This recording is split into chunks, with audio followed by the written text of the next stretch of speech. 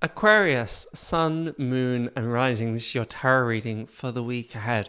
And what a weird, magical, crazy week you're going to have. It's when I turned over the cards, I just went, wow, this is going to be, in some ways, kind of fantastical, in some ways quite bonkers, in some ways hold on to your hats, in some ways what on earth is going on. Lots of surprises. Some of those might be slightly dark surprises. Some of those might be, oh my goodness, this is just, I never expected that, with a big grin. I can almost hear you say this week, I give up. Not in a place of exasperation but just in a way of, well, I don't know what's going on. What was up is now down. What was left is now right. Well, what I thought was green is actually blue. So you're probably going to have to suspend all disbelief for the week ahead. Please don't make any assumptions, because they will do you absolutely no favors whatsoever. And just at the point that things might feel a bit ruinous and feel a bit kind of, again, you may just, things turn on their heads. It's really, really going to be a jack in the box kind of week, and you're there just kind of gently twinkling, and boom, it's going to come out and surprise you. But know that some of that is going to be in the best way. Some of these things are going to make you laugh. Some of these things are going to just bring this sense of awe, this real sense of awe, being awestruck, it being awesome, literally in awesome. It's like, it just brings a sense of, wow, the universe is just magical in some ways. Really great week for you to be connecting with your spiritual self and staying open to those kind of, a sense of magic, and staying open to the weird and wonderful, not questioning things, not allowing this rational mind to take control and figure stuff out. There may be a tendency and a want to understand it. Aquarius is an air sign. It likes to have things contained and rational and, oh, okay, I can understand that. That makes sense. But that's not going to prove useful. It may be a really, really good time to ask for signs or symbols or communication with the universe, with your guides, with God, however you want to describe it. I say a lot of this because you have in the middle of your reading the High Priestess, the Queen of the Intuition, the Queen of the Underworld, the Queen of the Unknown and the Subconscious and the Mystery and the Mystic. And the fact that you have that right next to the Page of Cups, for me, is why, in part, there is so much of this kind of slightly magical quality coming through. A question for you, and it's more of a rhetoric question, but what is your relationship like with magic?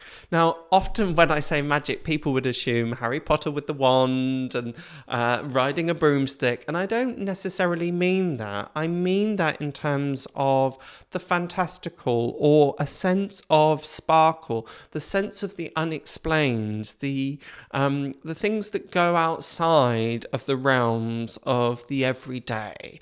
Magic is really essential because it keeps our imagination alive. It keeps our sensibility alive. It keeps our ability to hope that anything is possible alive. And when we lose that sense of magic, things can fall into a slightly humdrum kind of way, humdrum rhythm. Now, of course, the washing up's going to be unavoidable. Doing the clothes washing is unavoidable. So, of course, there are earthly demands, and that is a necessary part of a human existence too. The question, and I'm going to repeat myself here, I know, but how are you connecting with a sense of magic? How are you connecting with... Is that through prayer? Is that through ritual? Is that through working with crystals? Is that through reading amazing books that transport you to another world? Is that music that just really lights up your soul? Because this is really, really key for you this week. It's not an ordinary week. All the other star signs that I've done thus far have been kind of quite lots of worldly demands, lots of responsibilities, things to get on. And this just kind of slightly blew my head off. I was like, I don't even know where we're going with this. But for me, that makes me very, very excited. The other thing that we notice here with the Page of Wands, he's got this hat that flows like water, as does the dress of the High Priestess. It flows like water. And that's a representation of life's flow and allowing our ideas to flow, not being rigid about it's got to be like this, it's got to look like this is the way that I'm doing it, and I'm not going to stray from that. It's very often when we're in this place of flow and when we're in this place of surrender and experimentation and fun and playfulness, then life and the universe responds. It kind of gets excited for us. It's like, oh wow, this person is really up for the games that we want to play. And I don't mean games in terms of, cat and mouse. I mean games as in, again, playfulness, about silliness. I've often found that those times where I'm most heart-led and I'm most open and receptive and I'm just filled with gratitude and wonderment, that's, we know that like attracts like. So if we're in that place and embodying that place, then the universe matches. So don't be surprised if what you you keep catching yourself with surprises. And that might be as simple as you get on a train and you see somebody that you haven't seen for 25 years. And you think, oh my goodness, what are you doing here? Those little magical moments that make us realize actually everything is so connected. Those funny little synchronicities, really look out for those.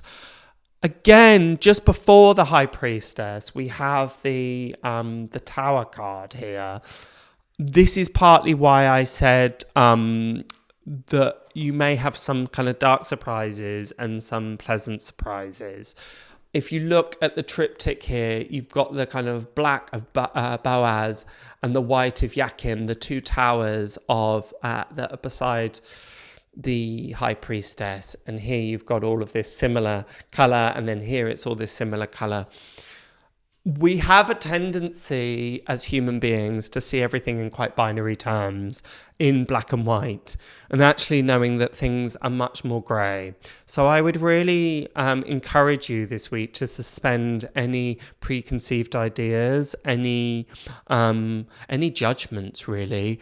If you catch yourself going, oh, but it's like this, it's got to be like this, and holding on to those quite dogmatically and being quite staunch in your belief systems, then you're in some ways going to be missing out, really.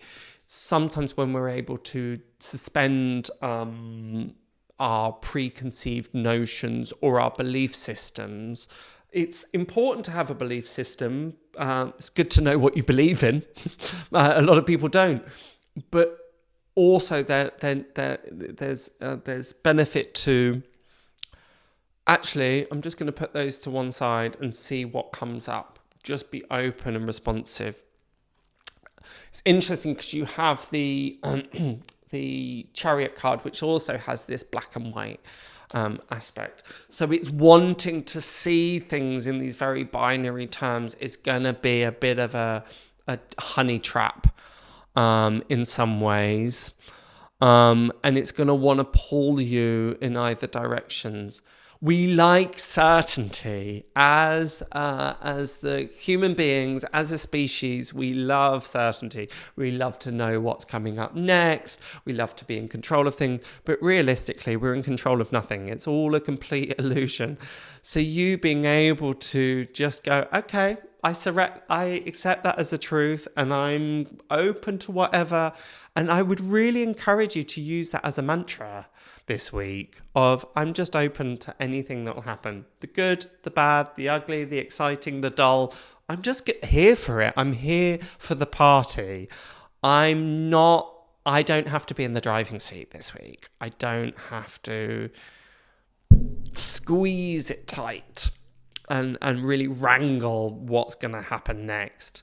And I say so much of this because your first card is the Ace of Wands.